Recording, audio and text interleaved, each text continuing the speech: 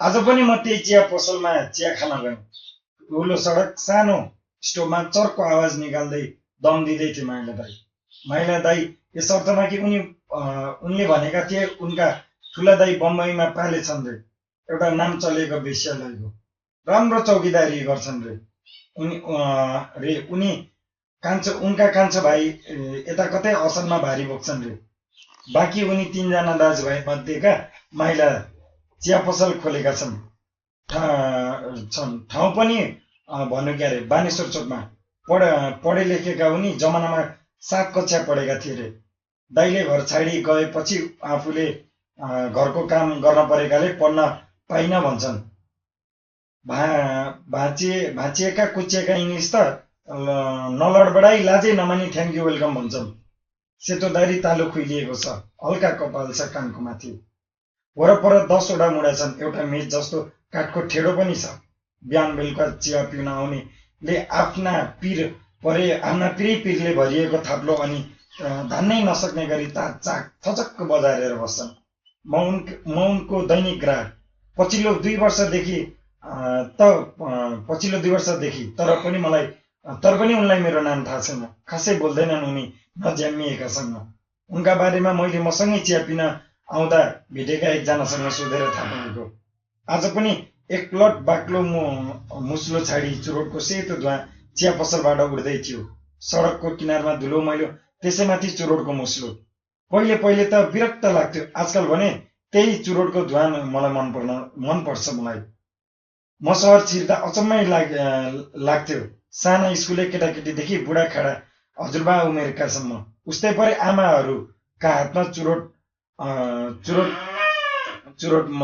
लिइरहेका हुन्थे। यो राजधानी होइन, चुरोट खानी हो। यस्तै त धुवा धुलोले अँधेरो काठमाडौँ, त्यसैमाथि फेसन जस्तै भएको छ चुरोट र चिया। पहिले लक्का जवान मात्र खाने गर्थे। आजकल त हाम्रै चिया पसलमा ट्र्याक र जकेट लाएर आउने 3 केटीहरूले पनि चुरोट खान्छन्। सुई 3 खिल्ली। कति बिकेको होला। प्राय नयाँ जमानाको रोजाइ नै चुरोट र चिया। चुरोटमा पनि सूर्य यत्र तत्र सर्वत्र चाहिने। बिहान 4 बजेबाट चिया पसलमा भिड लाग्छ। अनि उनी मात्र होइन, उनी जस्ता अन्य 5 चिया पसल छन्।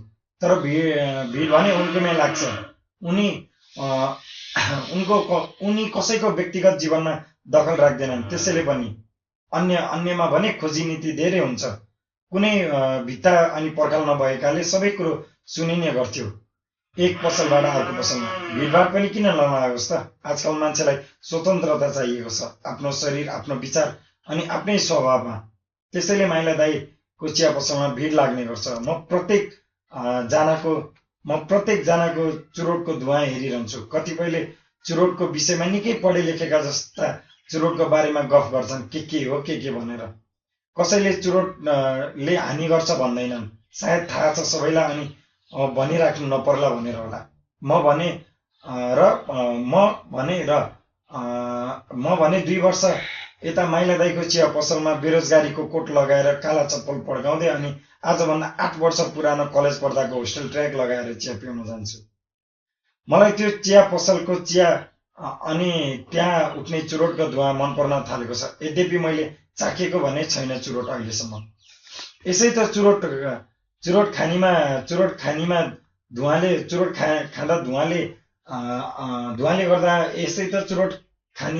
धुवाले गर्दा श्वास प्रश्वासमा बाधा आउन लाग्यो। झन् त्यसैमाथि चुरोटको धुवा थप्यो भने त बेरोजगारीकै कोट लाएर परमधाम हुन्छु।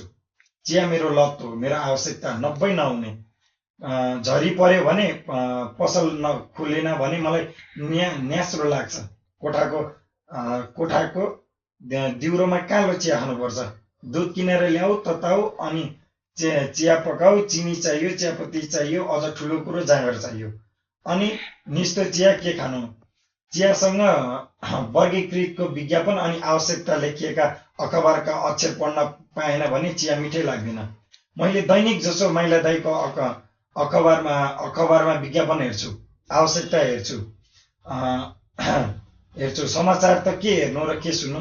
सबै चोर नै चोर छन् देशमा गर्छु भन्ने अरूको खुट्टा तान्ने मात्र हुन्छन्। मान्छे काखदेखि कात्रोसम्म पुग्दा पनि लोभ गर्छन्। दिउ भन्ने त कोही आउँदैनन्। के ठुला ठुला कुरा गर्नु बेरोजगारीले। लोभी त म पनि हुँ। 2 कप चिया पिउँछु बिहान। बिहान दुवै कपमा चियाको गिलासमा भुसुना डुब्ने जति चिया भए पनि कोल्टाइ खान्छु। कठै बिचरा माखा पनि। पहिले त म बस्ने मुढा नजिक आएर चिया राख्ने ठाउँमा आउँथे। तर आजकल भने मरै माखा भन्दैन। माखालाई पनि थाहा भएछ मैले चियाको थुर्मी पनि राख्दिन भनेर, चियापत्ती पनि राख्दिन भने। त्यसैले होला पहिले साथीहरू बाहुन साला मक्खी चुस भन्थे। नहुन पनि कसरी? माखैको दोष छ। चिल्ला गाडीमा चढेर आउनेहरूका घरमा जाँदैनन्, जहाँ मिठा मिठा खानेकुरा पाक्छन्, अनेकौं परिकार पाक्छन्। जहिले माखा जसकोमा केही छैन अनि जसकामा अभाव आउँछ त्यही भन्कन्छन् खानालाई। तिनलाई के थाहा नेपालमा हुने खाने भन्दा हुँदा खाने धेरै छन् भनेर? थाहा छ होला, नत्र जहिले हुँदा खानेकैमा हुन्छन् माखा। अझ भनौँ हुँदा खानेहरू निकै मायालु पनि हुन्छन्। माखा लाग्यो भने हातले हम्काउँछन्, मार्दैनन्। खानामा परे पनि झिकेर फालिदिन्छन्, माखाका परिवारले लास पाउँछन् भनेर। तर हुने खानेहरूले त के नाना थरीका रासायन प्रयोग गरेर माखा धपाउने र माखा मार्ने काम गर्छन् निर्दयहरू। त्यसैले माखा पनि आजकल जनवर्गीय आम सर्वहारा कहाँ जान्छन्, जहाँ खुसी मिल्छ, जहाँ खाना मिल्छ। सायद माखाको नामले पनि यसको स्वभाव जनाएको होला। मा भन्या मार्क्सवाद अनि खा भन्या खाना पाउने। अनि यसको सिद्धान्त आम सर्वहारा गरिब किसान अनि हुँदा खानेको घरमा मिल्छ। त्यसैले म पनि ठुला नेताले झैँ ठुला कुरा गर्न थाले। यो सब चिया गफ हो के माइला दाईको चिया पसलमा हुने? यो सुन्दा अनौठो मान्नेहरूले इतिहास पल्टाएर हेरे हुन्छ। नजिकै मण्डलेहरूको ससुराली अनि नेताहरूको चाबीघर भारत अनि त्यहाँका प्रधानमन्त्री नरेन्द्र मोदी। अनि उनी पनि चिया बेच्थे अरे। चिया पसलका गफ अनि चिया बेच्दा काम गरेर प्रधानमन्त्री बने, विश्व हल्लाउन सकेका छन् के अरे। लौ सकि भने अब त मैले भन्ने गरे जस्तै द्याट्स इट, मै पनि नेता हुन्छु क्या हो।